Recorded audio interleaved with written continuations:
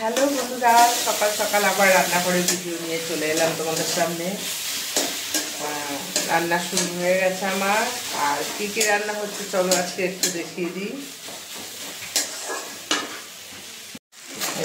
প্রথমে বসিয়ে দিয়েছি রসুন, শুকনো লঙ্কা আর কালো জিরে দিয়ে কলমি শাক। একটু কষিয়ে তারপর নামাবো।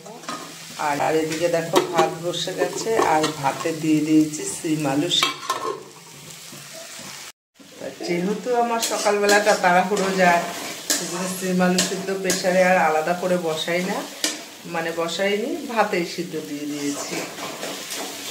তা চলো এক এক করে রান্না করবো, আর এক এক করে তোমাদের সাথে দেখাবো কি কি করছি। শাকটা হয়নি, পরে আবার সব বসাবো। দেখো মাছ ভাজা হচ্ছে, ছোট ইলিশ মাছ। আর এই মাছ দিয়ে এই যে আলু বেগুন কাটি কুচি দিয়ে ঝোল করবো। আর যেহেতু হাজব্যান্ডের হার্টের সমস্যা, তা আমার ঘরে বড় মাছটা খুব কমই আছে, কারণ বড় মাছটা খাওয়াটা বারণ। তেল চর্বিওয়ালা মাছটা খুব কম আছে। আর যেহেতু আমি আর হাজব্যান্ড থাকি, সেজন্য আমাদের ছোট মাছটাই বেশি আসে, ওর শরীরের দিকে থাকে। ছেলে মেয়ে যখন আসে তখন বড় মাছটা আসে, আর নইলে আমাদের খুব কম আসে বড় মাছ।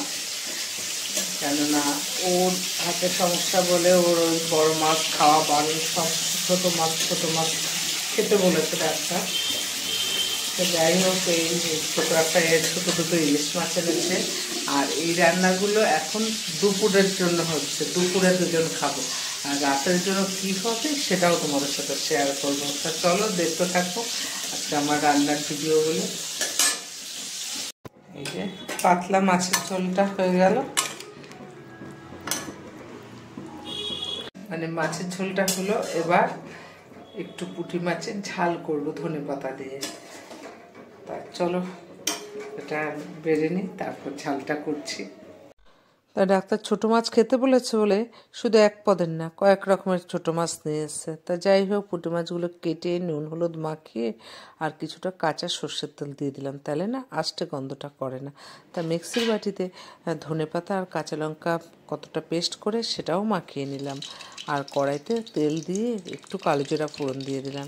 কেন জানো তো, এই মাছটা ভাজবো না ভেজে রান্না করব। আর তেলটা গরম হলে এই যে মাছটা দিয়ে একটু নাড়াচাড়া করে দিই। এটার স্বাদটাই অন্যরকম লাগে। পরে পেস্টে আমি কাঁচা লঙ্কা দিয়েছি, কিন্তু তবুও একটা দুটো কাঁচা লঙ্কা আমি ভেঙে দিই, কারণ যদি ঝাল লাগবে মনে হয় তখন ওই লঙ্কাটা ডলে নিই। তাই দেখো রান্নাটা আমার মোটামুটি হয়ে গেছে, আর একদম তেল পাতুরির মতন হয়ে গেছে। এই রান্নাটা না গরম গরম ভাত দিয়ে খেতে দারুণ মজা লাগে। তা পুঁটি মাছটাও আমার রান্না হয়ে গেছে। আর কে আমার মতো এমন কাঁচা পুঁটি মাছ রান্না করো?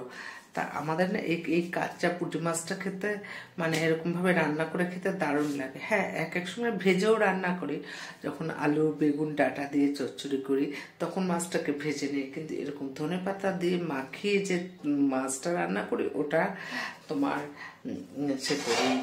কাঁচাই রান্না করি। এই রান্নাটা আমি আমার মায়ের কাছ থেকে শিখেছি।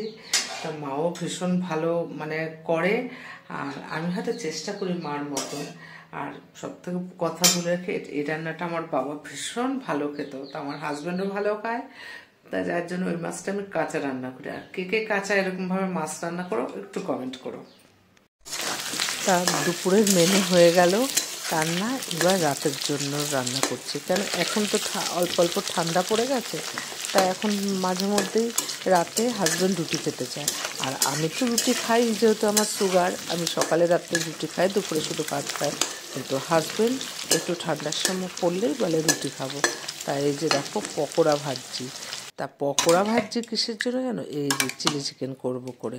তা চিলি চিকেনটা দেখো এই যে করে নিলাম, কারণ দুপুরেই রান্না করে রাখি, রাতের জন্য আর ঝামেলা রাখি না গো। রাতের ঝামেলা করলে না আমার রাতের রান্না করতে ভালো লাগে না। তাই যে চিলি চিকেনটা করে রাখলাম, কিছুটা পকোড়া তুলে রাখলাম, সন্ধ্যেবেলা খাবো। আর দেখো চিলি চিকেনটা কেমন হয়ে, তাই চিলি চিকেনও রান্না হয়ে গেল। আর দুজন মানুষের তো আর এতটা লাগে না। আমি এই চিলি চিকেন রান্না করলে অন্তত মানে 2-3 দিনের জন্য বাটিতে বাটিতে বেড়ে রাখি, কারণ এই ঠান্ডা করলে হাজব্যান্ড রুটি খেতে চায়, তা 2 দিনের জন্য বেড়ে রেখেছি। আর তো তোমাদের সাথে শেয়ার করলাম আজকে আমার রান্নাঘরের ভিডিওটা। তা ভিডিওটা কেমন লাগলো একটু কমেন্ট করো, ভালো লাগলো পাশে থেকো, ভালো থেকো, সুস্থ থেকো। আবার দেখা হবে অন্য কোনো ভিডিওতে।